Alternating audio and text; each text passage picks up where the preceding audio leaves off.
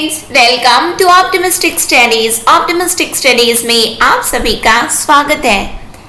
हम देख रहे थे छत्तीसगढ़ शिक्षक भर्ती के अंतर्गत शिक्षक वर्ग 2 के लिए एमसीक्यू क्वेश्चंस, जो कि हम आपकी जो सिलेबस में इकाई 11 है उसके कुछ हम एमसीक्यूज देख रहे थे। इससे पहले हमारा टॉपिक वाइज हम चल रहे हैं, जिसके अंतर्गत हमने 2 MCQ सेट किया हुआ है। यदि आपने नहीं देखा है तो चैनल में प्लेलिस्ट बनी हुई है शिक्षक वर्ग 2 नाम से, आप उसमें जाकर के देख सकते हैं। तो आज हम उसी क्लास को अपने आगे बढ़ाते हैं। तो ये है हमारा MCQ प्रैक्टिस 3, जहां हम देखने जा रहे हैं परमाणु संरचना के कुछ क्वेश्चंस। तो चलिए फिर हम आज की क्लास को स्टार्ट करें। क्लास स्टार्ट करने से पहले यदि आप चैनल में पहली बार आए हैं तो चैनल को सब्सक्राइब कर लीजिए, साथ में बेल नोटिफिकेशन को ऑन रखिए, जिससे हम जो भी वीडियो डालें तो आप तक पहुंचती रहे। साथ में सेशन यदि आपको अच्छा लगे तो ज़रूर लाइक कीजिएगा। ज़्यादा से ज़्यादा लोगों तक अपने फ्रेंड्स, अपने ग्रुप्स, जिस भी ग्रुप में आप ऐड हैं वहाँ ज़रूर शेयर कीजिएगा, जिससे ज़्यादा से ज़्यादा लोगों तक वीडियो पहुँच सके। तो चलिए फिर हम सेशन को स्टार्ट कर रहे हैं, जहाँ हम ऑब्जेक्टिव क्वेश्चन देखने जा रहे हैं परमाणु संरचना, जो कि साइंस का आपका पार्ट है। ठीक है, एटॉमिक स्ट्रक्चर। तो हमने अपनी पिछली क्लास में 35 क्वेश्चन तक कर लिया था, तो आप पहले उनको देख लीजिए, उसके बाद में आज के सेशन को आप अटेंड कीजिए। तो चलिए फिर हम 36 क्वेश्चन से स्टार्ट करते हैं। इसको मैं थोड़ा जूम कर दूंगी, क्योंकि जिससे आप लोगों को क्लियरली ये विजिबल हो। ठीक है, आई होप आप लोगों को क्लियरली सब कुछ दिखाई दे रहा होगा, एक एक क्वेश्चन स्पष्ट रूप से आपको दिखाई दे रहा होगा। तो चलिए फिर हम स्टार्ट करते हैं। आप भी अपने जो भी क्वेश्चंस आप देख रहे हैं आप आंसर साथ में देते हुए चलिए। लास्ट में कमेंट सेक्शन में कमेंट करके जरूर बताइएगा कि आपको क्वेश्चंस के सेट कैसे लगे, साथ ही साथ आपसे कितने प्रश्न बने हैं। हमारा पहला क्वेश्चन है आज की क्लास का, एक परमाणु में 2 इलेक्ट्रॉनों की चारों क्वांटम संख्याएं आपस में समान नहीं हो सकती। एक परमाणु में 2 इलेक्ट्रॉनों की चारों क्वांटम संख्याएं आपस में समान नहीं हो सकती। यह नियम निम्न में से किस वैज्ञानिक से संबंधित है? किसने ये कहा कि एक परमाणु में 2 इलेक्ट्रॉनों की चारों क्वांटम संख्याएं आपस में समान नहीं हो सकती? हुंड ने कहा, पाउली ने कहा, फेराडे ने कहा या आर्हेनियस ने कहा? बताइए यहाँ पे हमारा करेक्ट आंसर क्या है? तो यहाँ पे हमारा करेक्ट आंसर है पाउली ने कहा कि एक परमाणु में 2 इलेक्ट्रॉनों की चारों क्वांटम संख्याएं आपस में समान नहीं हो सकती। ये ऐसे प्रश्न है जिसको आप एज इट इज यदि आप याद कर लें, पूरा याद हो जाए तो वो ज्यादा बेहतर होता है। हमारे एग्जाम के लिए डायरेक्टली क्वेश्चन देखेंगे और डायरेक्टली टिक करें, आगे बढ़े। ठीक है, नेक्स्ट क्वेश्चन में हम आते हैं। रासायनिक तत्व के अणु के संदर्भ में चुंबकीय क्वांटम संख्या का संबंध है किससे है? अभिविन्यास से है, आवृत्ति से है, आमाप से है या चक्रण से है? रासायनिक तत्व के अणु के संदर्भ में चुंबकीय क्वांटम संख्या पूछा गया है आपसे। ठीक है, चुंबकीय क्वांटम संख्या का संबंध किससे है? तो चुंबकीय क्वांटम संख्या का संबंध होता है चक्रण से। किससे होता है चुंबकीय क्वांटम संख्या का संबंध? चक्रण से होता है। नेक्स्ट क्वेश्चन, क्वांटम संख्या जो किसी कक्षा में अंतरिक्ष में अभिविन्यास की दिशा विनिर्दिष्ट करता है, क्या है? मुख्य क्वांटम संख्या, कक्षीय क्वांटम संख्या, चुंबकीय क्वांटम संख्या या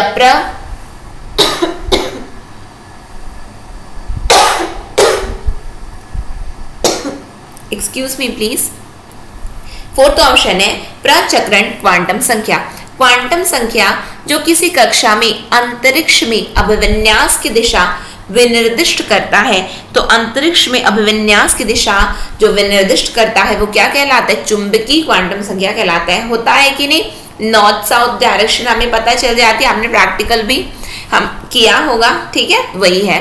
फिर उसके बाद में हम देखेंगे 39, क्या हमारा, किसी तत्व के रासायनिक गुण निम्न में से कौन तय करता है? प्रोटॉनों की संख्या, इलेक्ट्रॉनों की संख्या, न्यूट्रॉनों की संख्या या उपयुक्त सभी? हमसे पूछा जा रहा है रासायनिक गुण निम्न में से कौन तय करता है? बताइए तो तत्व में रासायनिक गुण कौन तय करता है? तो रासायनिक गुण तय करने वाले कौन होते हैं? तो इलेक्ट्रॉन होते हैं। कौन होते हैं? इलेक्ट्रॉनों की संख्या तय करती है कि किसी भी तत्व में रासायनिक गुण क्या है। नेक्स्ट क्वेश्चन, किसी परमाणु की बाह्यतम कक्षा में कितने इलेक्ट्रॉन रह सकते हैं? 2, 8, 18, कोई निश्चित सीमा नहीं है। बाह्यतम कक्षा पूछी गई है, याद रखना बाह्यतम कक्षा में कितने इलेक्ट्रॉन रह सकते हैं, कितने रह सकते हैं, बाह्यतम में 8 रह सकते हैं। कितने रह सकते हैं, 8 रह सकते हैं। एक परमाणु में 9 इलेक्ट्रॉन, एक परमाणु में 9 इलेक्ट्रॉन, 9 प्रोटॉन तथा 10 न्यूट्रॉन है। उनकी द्रव्यमान संख्या क्या होगी बताइए तो।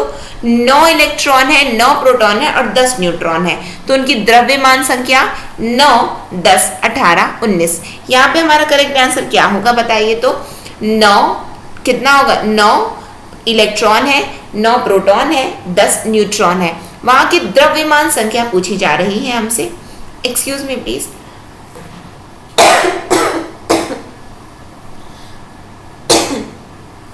तो द्रव्यमान संख्या क्या होगी हमारी, तो द्रव्यमान संख्या होगी हमारी 19। कितनी होगी, 19 होगी। ठीक है, 9 + 10 कितना होता है, 19। नेक्स्ट क्वेश्चन में हम आ जाते हैं, कितना होगा हमारा।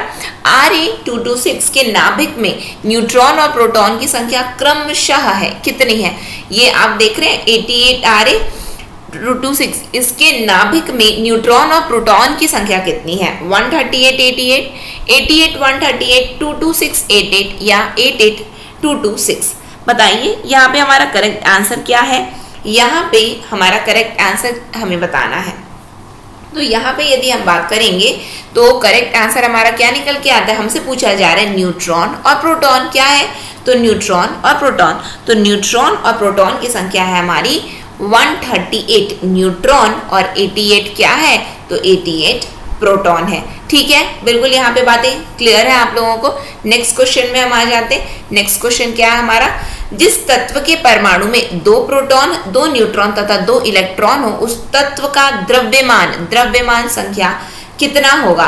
तो 2 प्रोटॉन है, 2 न्यूट्रॉन है और 2 इलेक्ट्रॉन है, तो द्रव्यमान क्या होगा, यहाँ पे द्रव्यमान 2 + 2 ऐड कर दो, तो 2 + 2 कितना होता है, 2 + 2 हमारा 4 होता है, तो 4 हमारा आंसर हो जाएगा। ठीक है, नेक्स्ट क्वेश्चन में हम आ जाते हैं। पोटेशियम इलेक्ट्रॉन की संख्या 18, 19, 20, 40। बताइए तो इसमें इलेक्ट्रॉन की संख्या कितनी होती है, तो इलेक्ट्रॉन की संख्या हमसे पूछा जा रहा है, तो इलेक्ट्रॉन की संख्या इसमें कितनी होती है, तो इलेक्ट्रॉन की संख्या 19 होती है। कितनी होती है, 19 होती है। यदि परमाणु कितना है, तो 19 होती है। ठीक है, यदि परमाणु की तीसरी कक्षा सबसे बाहरी कक्षा हो, यदि परमाणु की तीसरी कक्षा सबसे बाहरी कक्षा हो, तो इसमें इलेक्ट्रॉन की अधिकतम संख्या कितनी हो सकती, 8, 16, 18, 36। कितनी, तीसरी कक्षा बाहरी है, तो कितनी होगी हमसे पूछा गया इलेक्ट्रॉनों की संख्या। तो इलेक्ट्रॉनों की संख्या अधिकतम कितनी होगी, तो अधिकतम इसमें 18 होती है। कितनी होती है अधिकतम, तो 18 संख्या होती है। किसी नाभिक का परमाणु क्रमांक कितना है, Z है, तथा इसकी द्रव्यमान संख्या m है। तो नाभिक में न्यूट्रॉन की संख्या पूछी गई है, m + Z, m - Z, m × Z या m/Z। बताइए तो क्या होगा, हमसे बोला गया है कि परमाणु क्रमांक Z है और द्रव्यमान संख्या m है, तो यहाँ पे न्यूट्रॉन की संख्या क्या होगी, तो न्यूट्रॉन की संख्या की यदि हम बात करें तो परमाणु क्रमांक और द्रव्यमान संख्या, तो द्रव्यमान को परमाणु क्रमांक से घटाइए, यानी कि m - Z होगा। क्या होगा, m - Z होगा। ठीक है, आगे बढ़े हम लोग। नेक्स्ट क्वेश्चन क्या है हमारा, नेक्स्ट है परमाणु संख्या 17 एवं द्रव्यमान संख्या कितना बताया गया है, परमाणु संख्या 17 एवं द्रव्यमान संख्या 35 के एक क्लोरीन परमाणु के नाभिक में होते हैं। क्या होते हैं, क्लोरीन परमाणु के नाभिक में होते हैं 18 क्लोरीन परमाणु के नाभिक में कितने होते हैं, 18 प्रोटॉन, 18 न्यूट्रॉन, 35 प्रोटॉन या 35 न्यूट्रॉन। बताइए क्या होगा, यहाँ पे हमारा करेक्ट आंसर क्या होगा, नाभिक में, क्लोरीन परमाणु के नाभिक में कितने प्रोटॉन होते हैं, ये हमसे पूछा जा रहा है। तो क्लोरीन के नाभिक में कितने प्रोटॉन की, यदि हम प्रोटॉन की बात करेंगे तो कितने होते हैं, तो नाभिक में प्रोटॉन की संख्या होती है 18 न्यूट्रॉन, क्लोरीन परमाणु के नाभिक में क्या होते हैं, तो क्लोरीन परमाणु के नाभिक में 18 न्यूट्रॉन, कितना, 18 न्यूट्रॉन। ठीक है, नेक्स्ट क्वेश्चन है, निम्नलिखित में से कौन इलेक्ट्रॉनिक विन्यास इलेक्ट्रॉनिक कॉन्फ़िगरेशन संभव नहीं है। 1s2 1s2 2s2 2p6 2d 10 और 3s2 या 1s2 2s2 2p5 या 1s2 2s2 2p6 या 3s1। बताइए तो यहाँ पे हमारा करेक्ट आंसर क्या होगा? तो यहाँ पे हमारा करेक्ट आंसर क्या होगा? यहाँ पे सबसे पहले यदि हम बात करेंगे तो ये बिल्कुल सही है, 1s2 तो होता ही है। फिर उसके बाद में 1s2 2s2 2p5 6 होता है, लेकिन वहां पे नहीं है तो हम 5 भी लास्ट में, ये क्या है? इनकम्प्लीट है, ठीक है, फुली पेयर्ड नहीं है ये। फिर उसके बाद में क्या होता है? 1s2 2s2 2p6 2p6 के बाद क्या आता है? 2p6 के बाद हमारा आता है, कौन सा नहीं पूछा गया है, कौन सा इलेक्ट्रॉनिक विन्यास संभव नहीं है। तो यहाँ पे यदि हम बात करें कौन सा संभव नहीं है, क्योंकि 2p6 के बाद में 3s2 आता है और ये 2d 10 दिया गया है, तो यहाँ पे ये वाला संभव नहीं है। फिर उसके बाद ये वाला बिल्कुल सही है, 1s2 2s2 2p6 और 3s1, ठीक है, ये कंप्लीटली पेयर्ड नहीं है, एक की कमी है, ये वाला चल जाएगा, लेकिन 2d 10 नहीं आएगा, तो ये वाला संभव नहीं है, यानी कि ऑप्शन नंबर बी हमारा जो है यहाँ पे करेक्ट आंसर निकल करके आएगा। नेक्स्ट 1s2 2s2 2p6 किसका इलेक्ट्रॉनिक विन्यास है? बताइए तो किसका है? Na और Ne का है, Ne और F का है, Ne और Ne प्लस का है, या Na प्लस और F का है। 1s2 2s2 2p6 हमसे पूछा गया है, यहाँ पे बताइए तो क्या होगा? 6 प्लस 2 कितना होता है? 8 8 10। बताइए 10 कितना किसका होगा? तो ये क्या है? ये आपका Ne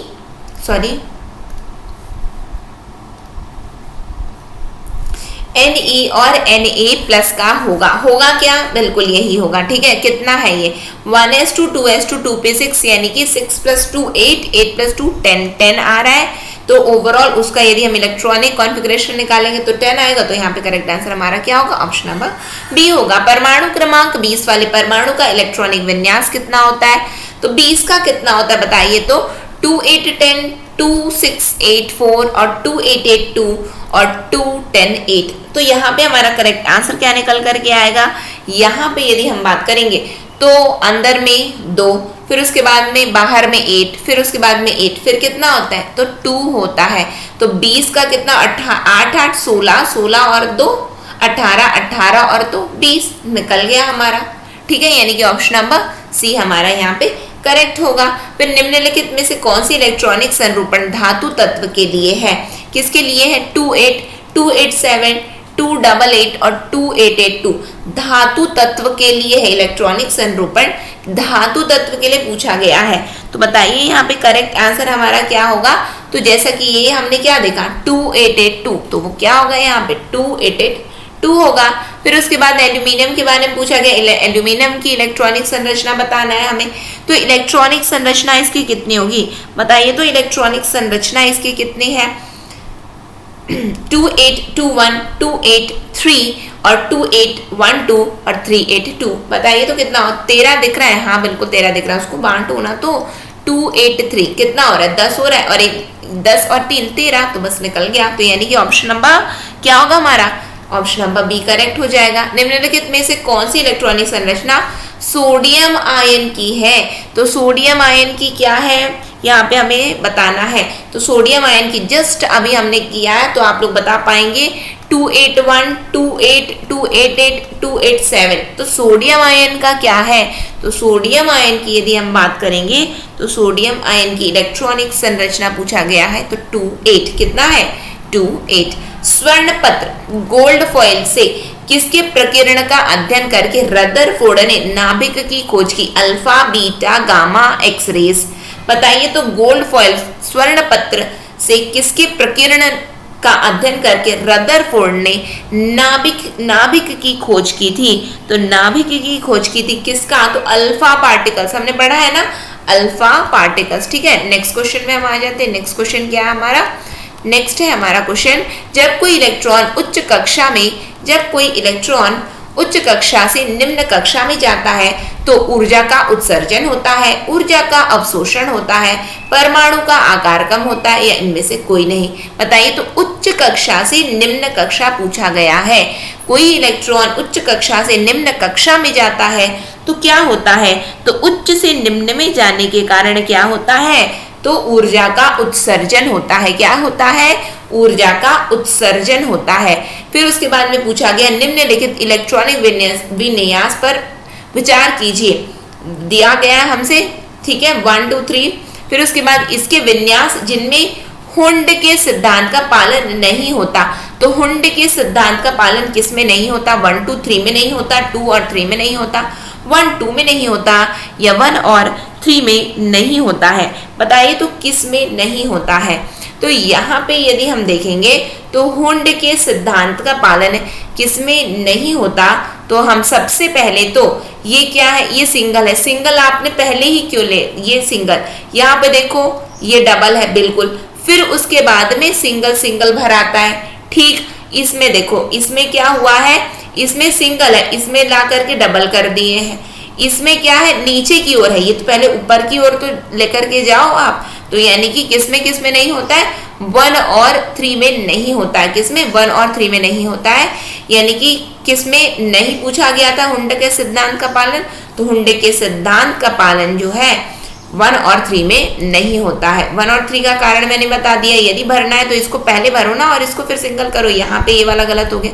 यहाँ पे यदि आपको पहले ऐसे लेना पड़ेगा, आपने पहले नीचे ले लिया, इसलिए नहीं होता है, ठीक है। नेक्स्ट क्वेश्चन, सोडियम परमाणु में कोर इलेक्ट्रॉन की संख्या, कोर इलेक्ट्रॉन की संख्या बताइए तो 1 2 8 10, तो कोर इलेक्ट्रॉन की संख्या पूछी गई है हमसे।